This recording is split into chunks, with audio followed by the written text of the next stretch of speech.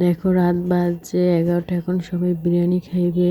এই যে একজন মুরগি ধুইছে আর একজনে মশলা কষাইতে আছে। যে মানে মুরগি রাঁধতে যা যা লাগে মশলা, বিরিয়ানি রাঁধতে সবটাই দিয়ে দিয়েছে। আর একজন এখানে চাল ধুইতে আছে।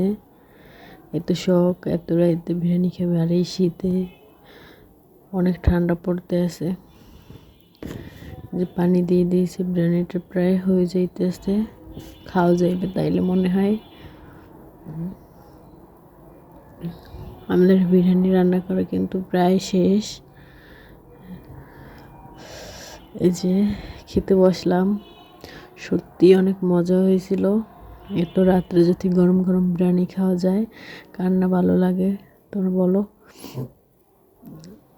সত্যি অনেক মজা হয়েছে গাইস।